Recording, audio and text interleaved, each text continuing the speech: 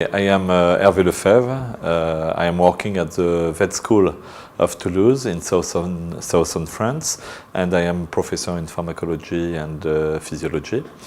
And well, I was involved in these topics because of my knowledge of pharmacology. It is the reason why I was involved in GRAM project. It's a vast subject. Look on the board here, we've got everybody from the President of the US to presidents of France, every country talking about this subject.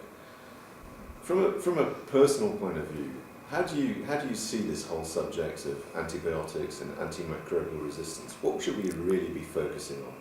I think what is very important is probably to increase the awareness of the people about antibiotic resistance.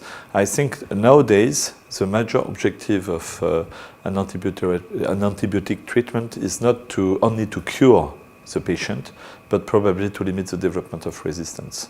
And it is for me now the major objective of the treatment, that is to preserve for the futures the antibiotics that we have already available. Tu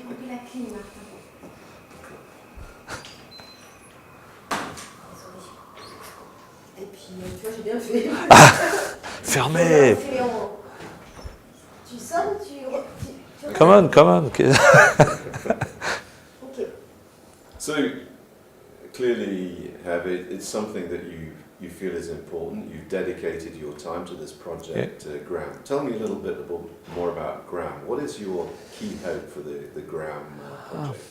Well, the GRAM was a fantastic group, to my opinion, because we have people from 10 experts from 7 different countries in Europe with different fields of expertise: epidemiology, microbiology, small animal internal medicine, dermatology, pharmacology, surgery, and so on.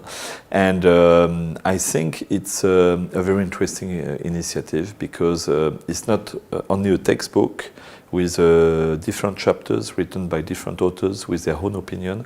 It is a consensus guidance. That means that we have discussed with each other to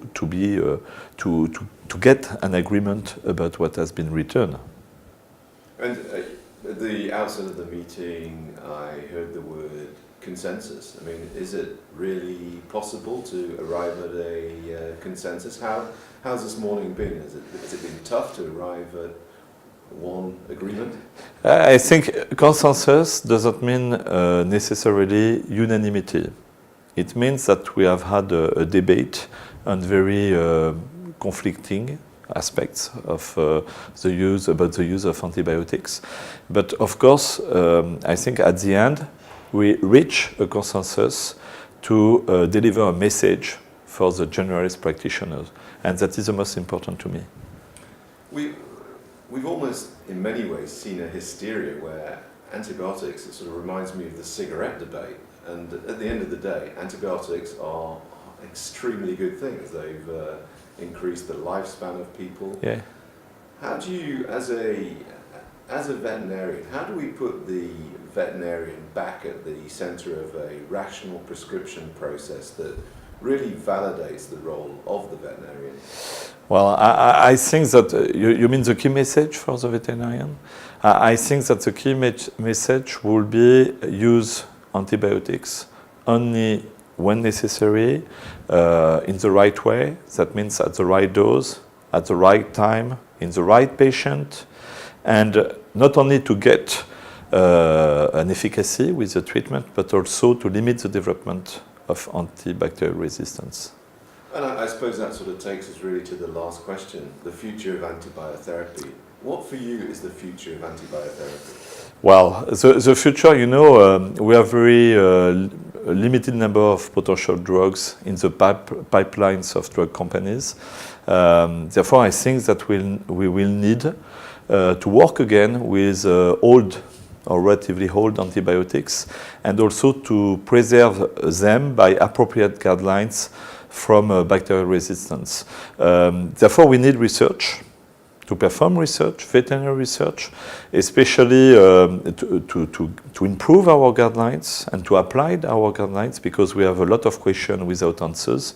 And I think the future for the veterinary profession will be a global awareness of the problem, will be also to collect data about the use of antibiotics, the development of bacterial resistance, nationally and internationally.